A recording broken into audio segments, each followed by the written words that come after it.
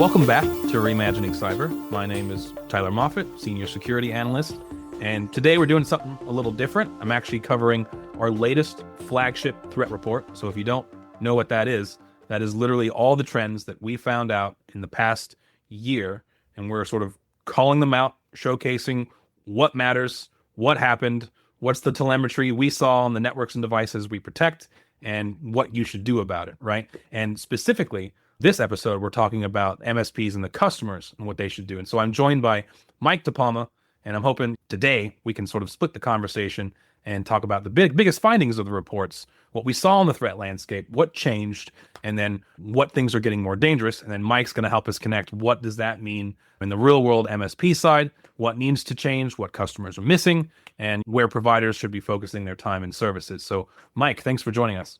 Thanks, Tyler. Yeah, so I'm Mike DePalma. I'm the Vice President of SMB Business Development here at OpenText. I've been in the channel about 11 years or so, but my role is to oversee the channel enablement side of the house here at OpenText. So I kind of sit somewhere between sales and marketing. You'll see my team out on the road at all the industry events. And so a lot of what I do is just have conversations with MSPs and figure out, what we could be doing to support them, but also what successful MSPs are doing. And then I kind of bring those ideas back to the think tank here at OpenText. And it kind of helps to drive our roadmap and kind of where we're going. So these type of studies are gold for somebody like me to be able to go out and get opinions from other MSPs. I'm going to try to come through this through the lens of what an MSP can maybe interpret these statistics to mean.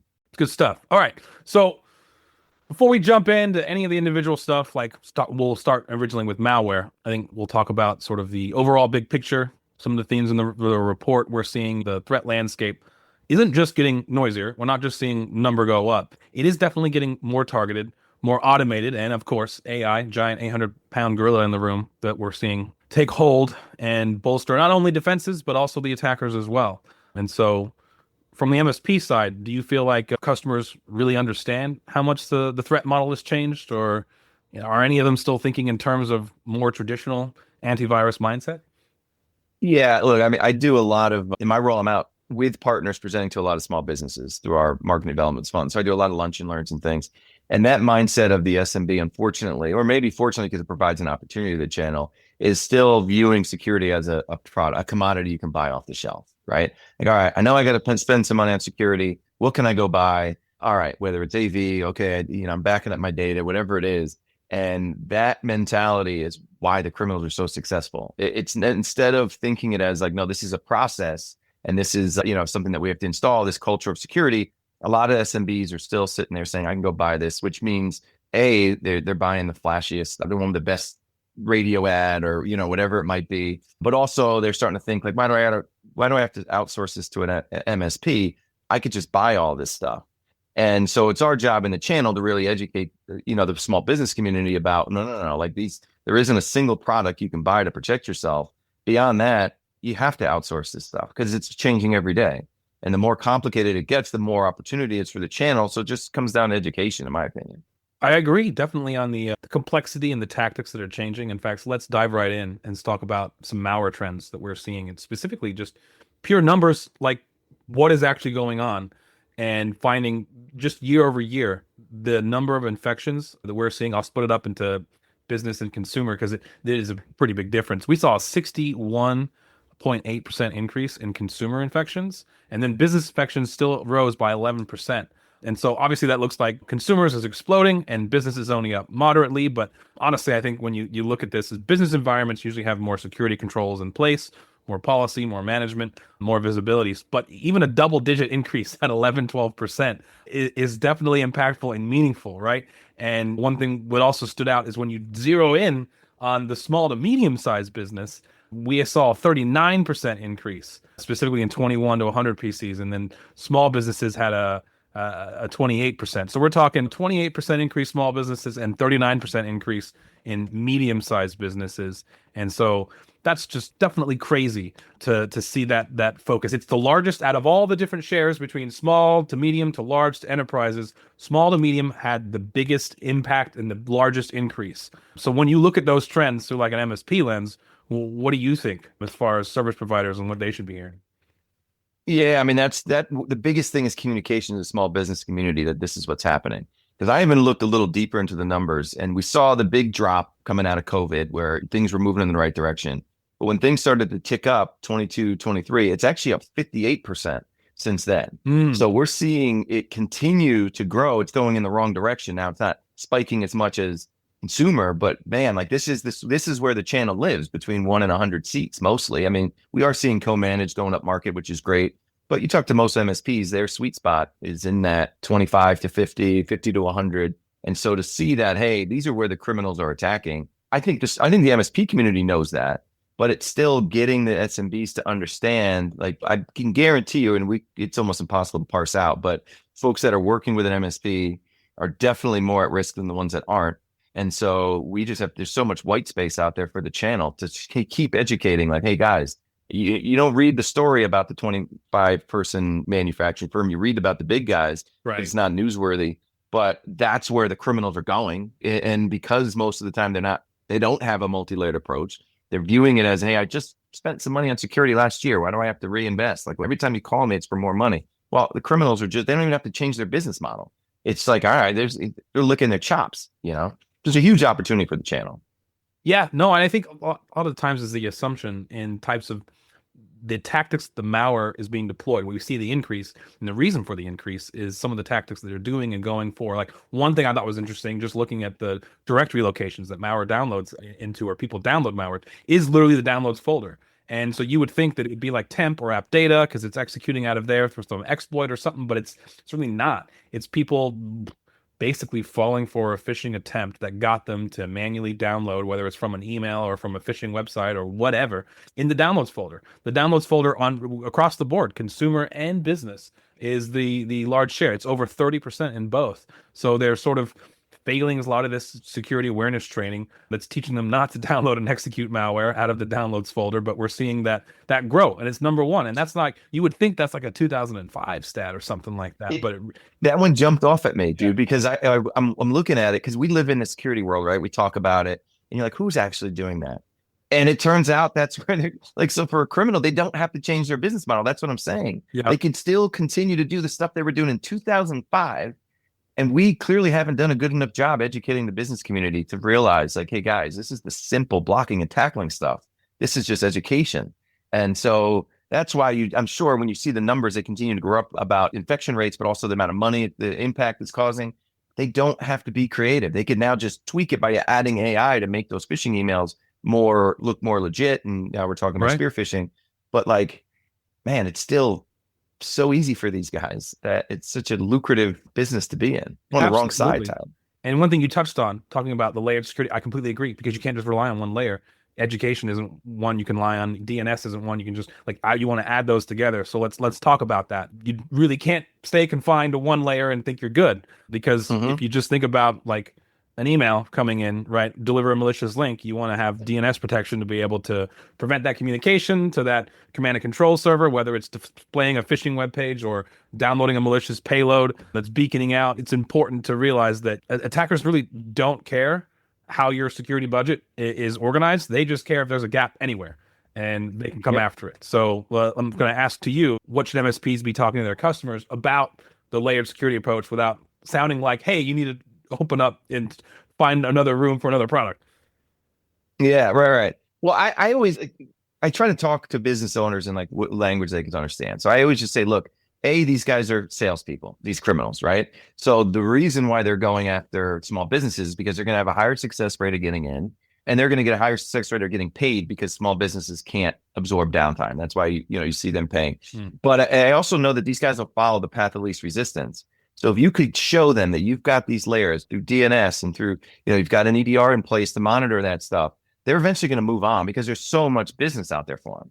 Right. So when you start looking at that approach and you start looking at, again, not like it's a product, but like, let's take a look at all the different ways. Let's take these numbers, digest them and say, how are these guys getting through? Well, let's put layers in place to stop these guys. And no security is going to be completely perfect, but the more layers that you have, the criminals are going to say, I'm not going to spend too much time. I tried. They blocked me in 6 different ways. I'm going to go on because I know the guy down the street. All I got to do is get around his AV and I'm good. You know what I mean?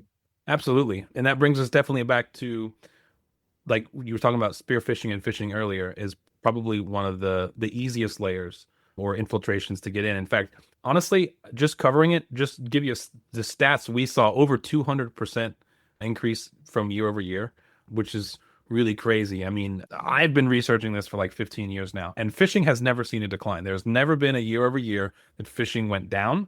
We've had that with malware infection rates. We've had that with other different types of payloads, but from the vector of phishing has never gone down. But this is the largest year that we saw it go up. We're always used to seeing it go up double digit, but this is 200%. So triple digit.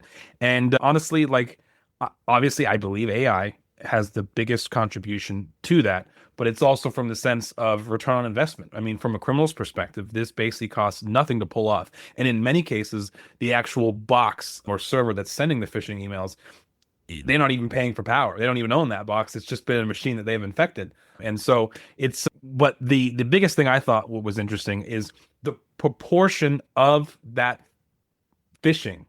So it used to be about half of phishing was spear phishing, meaning it's perfectly tailored to the target that they're going after. And with AI and the ability to scrape and gather all the information about the individual that they wish to target, I mean, most of the people just give this information out willingly, whether they're on LinkedIn or Facebook or Instagram. I mean, they're sharing through social media where they work, where they go to eat, the charities they like to donate to, or whatever, you name it. They're sharing it. And that can all be collected and sort of formulated into a targeted attack, right? And that really helps in them to create spear phishing targeting that individual. And it's now gotten so prevalent to the point that the last couple months of last year, the share of spear phishing in the total amount of phishing that we saw is over 80%. And so I feel like that's the new normal. You should expect spear phishing quality phishing emails. We're like moving totally away from pure spray and spray. Everybody gets the same response, and only the silliest would fall for it. It's definitely getting very tough there. And so I definitely feel like we're moving back to where identity is the new perimeter. Valid credentials are more useful to the attackers for this malware, and because especially if they can get that and compromise it and log right in. And so it allows them to bypass a lot of the controls the organizations thought were protecting them. And so that's what they're after. And so, Mike, to you, when you hear those phishing numbers and the growth of spear phishing and all that, what do you think MSPs should be doing differently? Well, I'll tell you a story. I don't think I've ever told you. I was doing a presentation with a guy from the FBI a few years back, probably 5, 6 years back. And in the middle of his scary presentation, he shows a picture of this house, right? And he goes, "It's a beautiful house." And somebody in the back of the room goes, "That's my house." So he goes, "Oh, yeah, you just got a promotion." He starts listing off all these things about this guy in the audience. And he goes, "I bet you think I use all the tools at my disposal to get this information." He's like, "No, all I got was a registration list. I picked one of you at random. I found your name. I knew company you worked for and your name. So now I go on LinkedIn. I find you. I find your face. I found you on Facebook. I found out all these things about you." And that was 5 or 6 years ago. So he was saying that of like, "Hey, there's no longer the emails from your long lost uncle saying, 'Send me 10 grand, I'm going to make you a millionaire.'" This is now within minutes. Before AI was really prevalent, I could send you. And what he said was, he goes, "Yeah, you went to Penn State, you have your 20th reunion coming up. I would send out an email if I was a criminal from the Alumni Association." Yep. And you would click on it because it looks like everything else. And, oh my God, here's the festivities. And think of that's 5 or 6 years ago. And that was him taking a couple minutes. The speed in which people could do that using AI now. And that's how they're getting in. There's so many ways. And we have to, at this point, give so much of this information. You can't not have a LinkedIn page, right? So we have to give all this information out. So it's just a treasure trove of that. So again, it goes back to setting the standard with the company. As you're an MSP, and saying like, this is what we're up against. Let's not pretend we're up against those sprayers that just going out or some guy in his basement. Like, they can get extremely direct in these emails. And that's why we need to look at this not as a commodity, but as an overall security posture within your company. I completely agree with that, because what they're after now is purely the identity of the individual. They're going after the employee, and they're getting much better. The spear phishing makes that a lot easier. One thing that's also a trending with the underground ecosystem and things that we've seen is like and we'll talk about this, I guess, later, but the info stealers specifically want the access, if that makes sense, the session cookies, the OAuth tokens that allow them just to log in. I mean, they're no longer really sort of using exploits or brute force to get in. Don't get me wrong, that still happens, but as far as percentage-wise, the lion's share is them literally just logging in because of what you talked about and how everybody shares all this information. They're able to craft really well targeted phishing emails that people fall for. And one that we saw that was big this past year, started in like September, was the help desk one, where they pretended to be an employee, call the help desk of that organization, pretending to be that employee, and then they get them to reset the password and let them in that way. Right. And that's a really big problem because when you're able to exploit that human process around identity, the password resets, MFA resets, callback workflows, admin approvals, all that stuff sort of goes out. It's really important you make sure you keep that top of mind because you're sort of just letting them in. Right. And so I definitely Yeah. want to talk about identity is a really big, important focus. I think it's the new perimeter. And I want everybody who's listening to understand like that's where your focus should be now. And a lot of things that happen, you have to realize that, especially some of these session tokens, the OAuth tokens, and depending on if you just set it up, how long does that session last? Because some of those OAuth session tokens that can be stolen and sold can then be bought in a period of time and then used to just log right in legitimately. And any password resets don't invalidate that session and that token that could be sold Yeah. on the dark web marketplace. I mean, it's kind of insane. So the question to you is, do you think MSPs need to sort of reposition identity security as like a core managed service rather than just something that's adjacent or supplemental? I think you have to. Yeah. I mean, I think at this point, if you want to position yourself as a trusted security advisor, now that we know, everything that you just listed out, everything that's in the report. Yeah. I mean, I think that's where the channel is headed. And I think we've talked about the evolution. I've been in the channel about 12 years and we've seen 12 years ago, people were still shifting break fix to managed services. And then Right. people had their stack together and okay, here's my stack. I'm going to make margin on all these products in my stack. The where we are now, that evolution of it is that kind of trusted advisor and being able to explain to them the need for least privilege and going through an audit of like, all right, who's got access to what? Let's make sure we understand all that. That people have access to everything they need, but did they only have access? To your point about authentication and those type of things. I think even when we talk about pen testing, you could do an automated pen test and find out gaps in a security piece. But a full-blown pen test where you have somebody trying to get through the gatekeepers, that's what you need to do at this point. The scans, that's great. You're going to find if there's vulnerabilities. But to your point, most of the time, it's not a brute force attack. It's socially engineered, and they're relying on somebody making a mistake. And so that's where those type of tabletop exercises, I think, come in much more important than they used to be. Absolutely, for sure.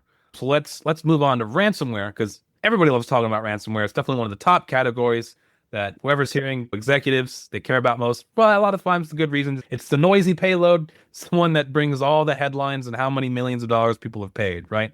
So one of the findings that we found, which I thought was definitely interesting, is sort of a gap, if you will. So about 95% of organizations say they're confident that they can recover from ransomware, but then when it came time to actually proving that, only about 15% can actually recover. And so that is an incredible disconnect here.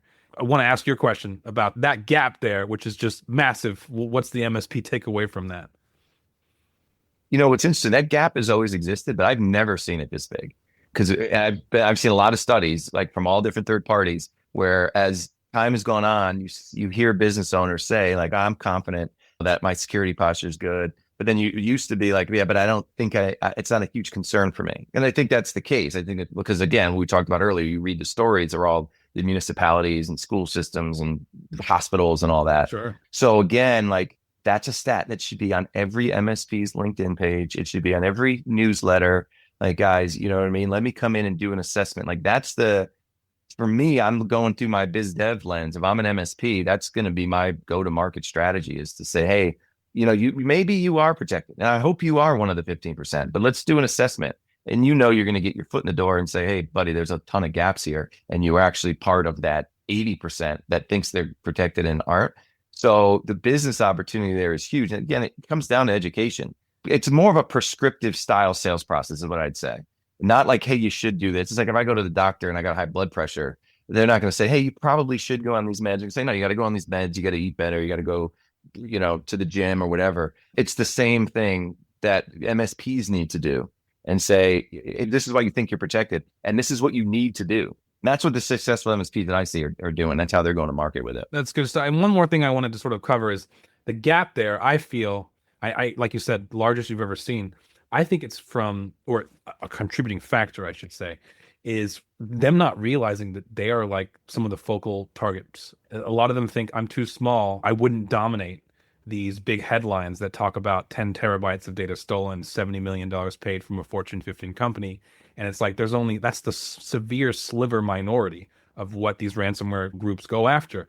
They actually do specifically target small to medium sized. In fact, just to give you a percentage, over 40% of all companies impacted by ransomware were from that 1 to 100 size that we're talking about. All right. That's crazy. As far as the industries impacted, the number one industry is professional services.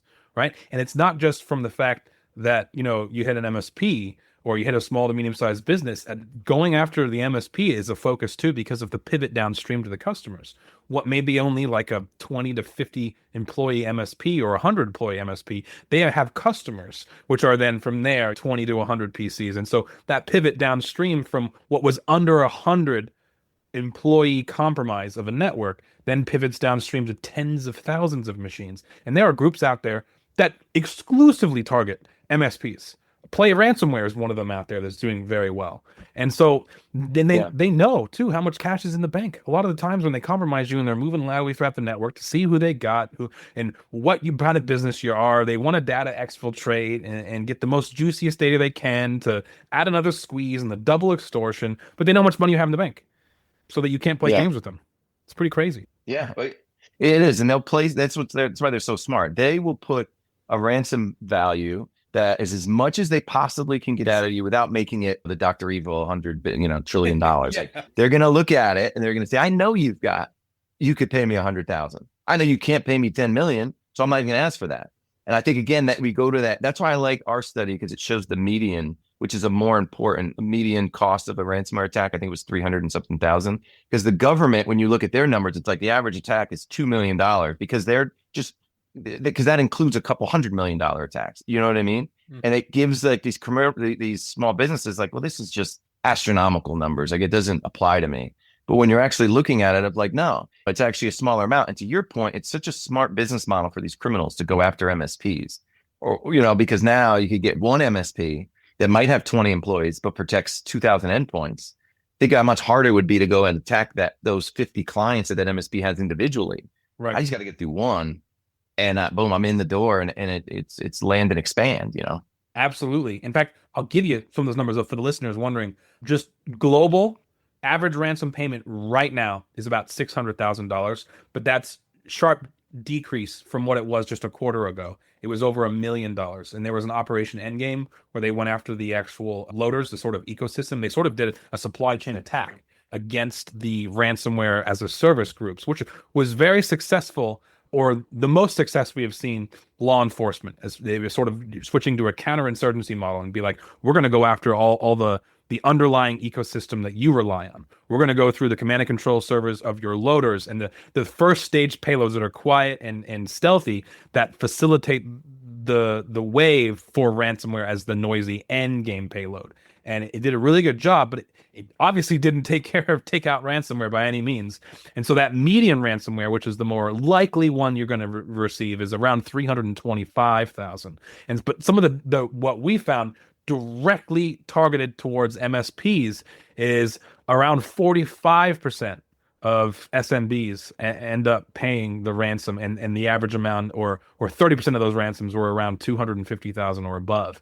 And so it's super damaging. They pretty much grab as much money as they possibly can from you because they know how much money they have, and you're actually a higher rate of paying. 45% for SMBs, when the actual global average, when you include all businesses of all sizes, is around 20%. So that just shows you how much of a focus the small and medium-sized sector is, and then that's what we want to talk about for sure. Yeah, we see, and that rate of payment is why it's so juicy for them, because small businesses can't absorb downtime. I mean, I've seen stats where ransomware causes between 16 and I think the insurance industry says 24 days of downtime from a ransomware attack. A business can't be down for 24 days without being in a production environment, and so they'll pay. And so the criminals, that's why they attack them. So one thing I definitely want to talk about which we can't not talk about in any podcast, presentation, threat report, you name it, is AI, right?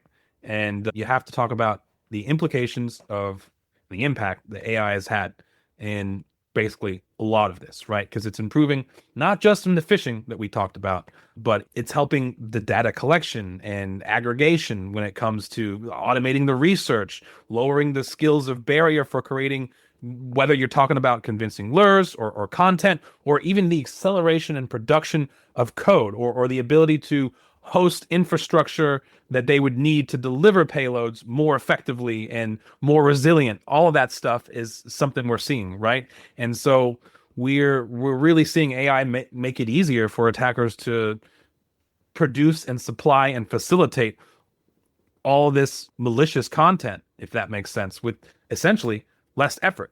And so from the defender's side, where businesses are rapidly introducing AI tools and, agent workflows, broad permissions, sometimes there's really just not enough governance, right? And it creates more risk. I see a lot of people loading up and giving permissions to all these API keys for all these AI tools, and then not really doing any sort of vetting in what you're allowing in. And it's a real big problem because all these co-pilots, connectors, plugins, automated processes, and that have access 24/7, constant loop of email, documents, SaaS platforms, customer data. I mean, it's a huge operational and governance issue. And so, question to you from an MSP perspective, where do you think that AI risk sort of shows up? Yeah, I think you hit it in the head. I mean, I think when we focus on AI and what it's allowing the criminals to do, we've kind of covered it, right? Utilizing AI. But the bigger risk to me is the shadow AI that a lot of these small businesses have.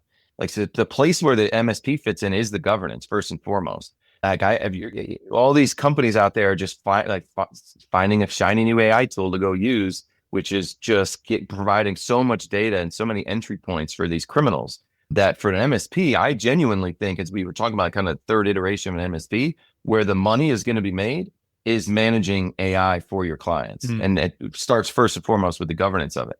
So that AI as a service, that's where the MSPs are going to fit into this AI world and generate revenue, protect their clients, because you let a small business just run amok with all these AI tools. Criminals are like, man, you throw a stone and get my foot in the door, you know what I mean? Because they're freely giving all this information out. So I think that's where the risk is, beyond the fact that we've got to keep up with what tools they're using to get in, also preventing them access by really creating a strong governance policy within all of your small business clients. Yeah. I mean, MSPs really, I think, should help define a lot of the least privileged AI for agents, like token and session limits. So it really reduces the dwell time that it can be sold on like the dark web and the underground, and the OAuth app reviews. You should sort of have like an onboarding and offboarding when you do all this stuff, and permission audits and logging and monitoring. I mean, this is all really important because the employees, as a human employee, you at least go home, right? The bot doesn't, and continually cycles through 24/7, and it can continually operate, invisible sort of across multiple systems. And if given the wrong access or too much access for too long, it's a really big security conversation. And like you said, criminals are actually liking environments where a permission AI has basically been set up to have too much access. They can sort of, if they were to gain control of that one type of AI API, which we've already seen actually happen, then you're sort of giving the keys of the kingdom away. And it is another attack vector that we're introducing. The attack vectors keep growing. It doesn't stop. That's exactly right. So one thread that runs across the report at small and mid-sized organizations, I think, continue to face is for sure meaningful risk without the staff or budget to manage that risk effectively on their own.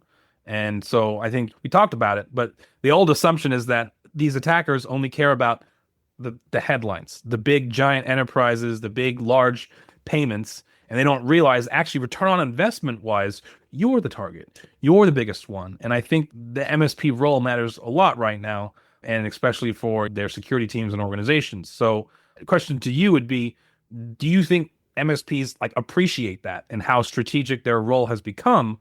Or do they still think of security as just like one more line in the service catalog?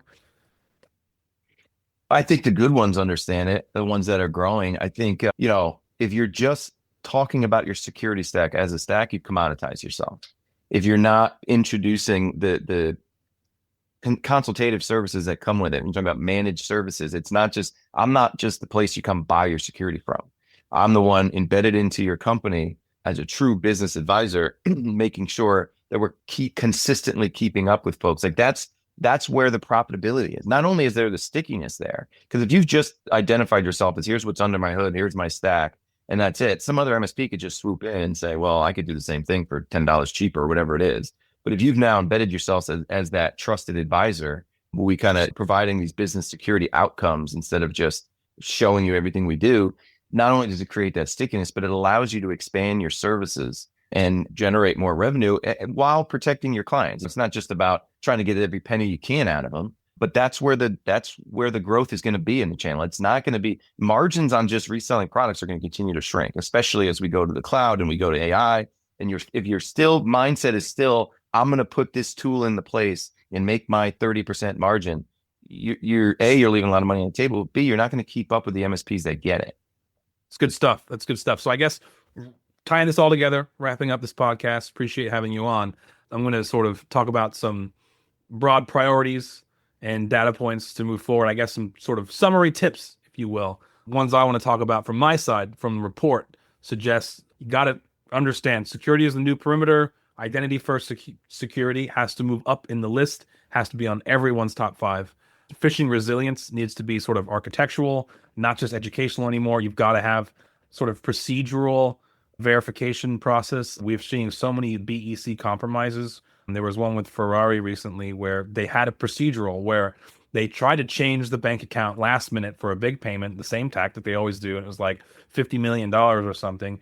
And part of the procedural element was the CFO called up and changed the bank account. And they asked, hey, what's the name of your dog? And they couldn't answer it. And so they didn't change the bank. And that was a scam, pretending to be that CFO. Yeah. And that's those are the kind of changes you have to make, right? And that's how a lot of people are getting wrecked. And so in recovery, readiness needs to be tested, not just assumed. We saw that severe gap between the overconfidence of, I'm ready and prepared, and only 15% actually being able to. Layer defenses still absolutely outperform isolating your tools.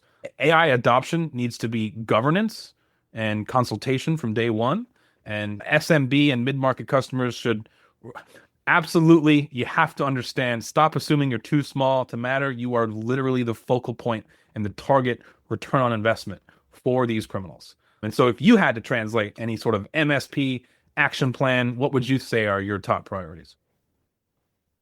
Yeah, I mean, I think it's that standard baseline is extremely critical. And I talked earlier about kind of that prescriptive style sales process with an MSP. It's like, here's the bare minimum we need. I know there's a checklist in the MSP playbook, which is awesome and everybody should use.